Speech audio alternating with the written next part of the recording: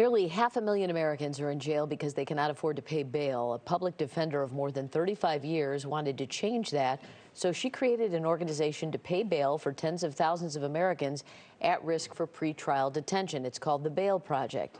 Robin Steinberg wrote a book about her mission and the impact it has had on her life. It's called The Courage of Compassion, a journey from judgment to connection. And Robin joins us this morning. Good morning. Good morning. Thank you for having me. So the issue of no bail is a big topic here in Illinois, and many law enforcement people have come out against this, saying it makes society more dangerous. I'm sure you've heard that argument before. What is your answer? So the question about what kind of pretrial justice system we develop has nothing to do with bail or not bail. What it has to do with was how do we decide who is going to be held in jail before they've been convicted of a crime? And that has been in America done by how much money you have in your bank account. So America's cash bail system literally has a judge set an amount of money. If you can pay it, you get out. And if you can't pay it, you stay in jail. Most Americans see the problem with that, right? Money shouldn't be what determines who is going to stay in jail before conviction and who is going to be free. So some of the work that's been going on around trying to reimagine a fairer, more just pretrial justice system has been, what can a system look like if you eliminate cash as the thing that determines it? Because remember, if you set cash, somebody who has the money can pay the bail, and they may pose a risk to a community, and somebody who doesn't have the money can't pay the bail. And nobody in America thinks that money should determine who's free and who's out. So the real question is, what does a new system look like, a better system? How do we develop a pretrial system that's fairer, more just, and where money doesn't determine who stays in and who goes home?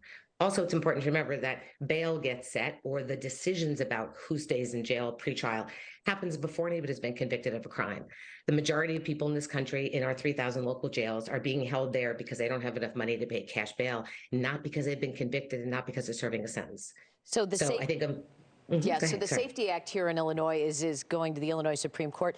Why is it, do you think, that 68 prosecutors and sheriff's representatives in this state have come out and said it lets criminals back out on the street? I'm sure there's some nuances and changes that need to be made to a lot of these things, but that's a lot of public enforcement officials and prosecutors.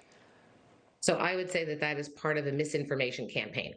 And the reason I can say that is there is nothing about the Pretrial Fairness Act that takes away the discretion of judges. Judges still have the discretion to hold somebody in jail pre-trial who they think poses an imminent risk to somebody in the community or a group of people in the community, and they have the discretion to still hold somebody in jail, right, if they think that they are going to intentionally flee the jurisdiction. So nothing about the Pretrial Fairness Act takes that discretion away from judges, right? So it doesn't go to the public safety question. All the Pretrial Fairness Act does is basically say money shouldn't be the thing that determines who's in and who's out. Money has never bought us safety. Money never will buy us safety. Developing a pretrial justice system where you can actually have a fair adjudication and hearing about who may actually intentionally flee or who may pose a risk to the community, that's the kind of system I think that most people want, not one with money. Okay, so Robin, very quickly, because we're running out of time, in regard to Sure. the courage of compassion, I'm sure you have a case study that maybe makes the point that you've been talking about. Well, there was a case study that was actually quite famous in New York, the story of Khalif Browder, who was a young man who was held in on cash bail in New York for over 2 years for allegedly stealing a backpack. The trauma and the violence that he endured while held in pretrial, which everybody has to remember, pretrial jail is a terrible, horrible, humiliating, dehumanizing place to be. Once he was released, the trauma to him was so severe that he actually took his own life, and his case was ultimately dismissed. That story was really resonant for lots of people who have been working in the system like myself, who see the harms of pretrial detention every day. Well, for more, you can check out bailproject.org, and you can follow Bail Project on Twitter, Instagram, and Facebook. And the book is The Courage of Compassion. Robin, thanks so much for being with us. Thank you so much for having me. I appreciate it.